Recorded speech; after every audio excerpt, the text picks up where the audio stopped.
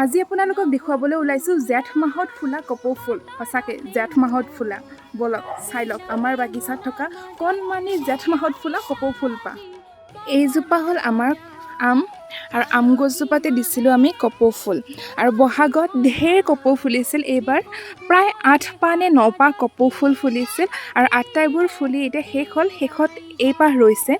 বহাগ মাহ যিহেতু শেষ হোৱা অৱস্থা, গতিকে এই শেষৰ পাহ কপৌ ফুল আছে আৰু প্ৰায় মৰহিয়ে গৈছে দেখিছে। কিন্তু এতিয়া দেখুৱাইছোঁ আজিৰ ভিডিঅ'টোৰ আমাৰ মেইন আকৰ্ষণ হ'ল এইজোপা কপৌ ফুল। এইজোপা কপৌ ফুল দেখিছেনে? ভালকৈ ফুলাই নাই, অকণ অকণ ফুলিব ধৰিছে। বহাগৰ শেষত আৰু জেঠৰ আৰম্ভণিত এইজোপা কপৌ ফুল আমাৰ ফুলে। দেখিছেনে? এপাহ ফুল ফুলিছে ধুনীয়াকৈ। আৰু এই কপৌ ফুলজোপা যে একেবাৰে লাহি পাহি ক্ষীণমিন হয় দেই।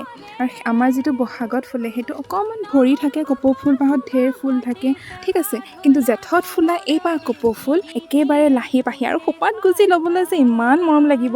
আৰু এয়া চাওক, লাহে লাহে কলিবোৰ ওলাইছে কিন্তু ফুলা নাই। মই কৈছোঁৱে যিহেতু জেঠত ফুলে, ফুলপাহ এতিয়া কলি পেলাইছে আৰু লাহে লাহে কলিবোৰ ডাঙৰ হ'ব আৰু জেঠ মাহ আৰম্ভণিতে এই ফুলপাহ একেবাৰে ফুলি পিনে ভৰি উঠিব।